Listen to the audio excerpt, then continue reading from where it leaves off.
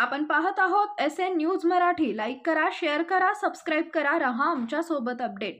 तरी पण त्या शिक्षकाला ₹1,00,000 पगार, बरोबर आहे। केंद्र प्रमुख म्हणून एखादा शिक्षक सगळीकडे फिरतो, त्या पोराचा जो शिक्षणाचा विषय शिकवतच नाही, म्हणजे शिक्षकांना बाहेरची कामं भरपूर लावली जातात। त्या भाताचा हिशोब ठेवा, त्याचा हिशोब ठेवा, त्याचा हिशोब ठेवा।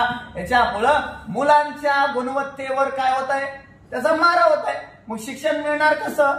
त्यामुळं प्राथमिक शाळांची अवस्था अशी आहे।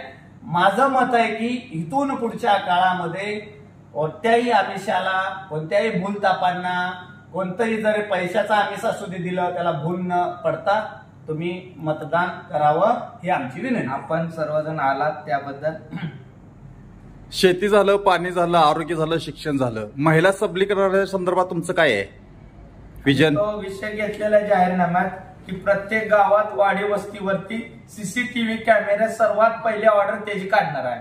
आमदार झाल्यावर पहिले ऑर्डर जिथं वाडी वस्ती आहे तिथं प्रत्येक ठिकाणी 4-5 सीसीटीव्ही कॅमेरा लावणे। सांगोला तालुक्यामध्ये साहेब मागल्या 1-2 महिन्या पाठीमागं हे केलं, ते स्टँड वरती मुलींना त्रास होतो, बरोबर आहे। स्टँड वरती मुलींना त्रास होतो, तर त्यावेळेला सीसीटीव्ही कॅमेराची सुविधा आणि त्यावेळेला एखादा पोलीस कर्मचारी तिथं त्यांची ड्युटी लावता येते का, हे आम्ही काय करू की त्यांच्या बरोबर विचार करून वगैरे सगळं आम्ही आमदार जरी नाही झालो तरी सुद्धा आम्ही त्यांच्या बरोबर बोलून तो विषय मार्गी लावू आणि प्रत्येक चौकामध्ये दिल्ली मॉडेल असल्यासारखं आम्ही इथं करणार आहे। दिल्ली मॉडेल, आरोग्य सुविधा झाल्या पाहिजेत, शिक्षणाच्या सुविधा झाल्या पाहिजेत, त्यानंतर बाकीच्या वैद्यकीय सुविधा झाल्या पाहिजेत।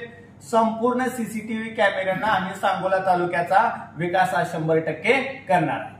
धन्यवाद। धनगर आरक्षणाचा एक विषय घेऊ।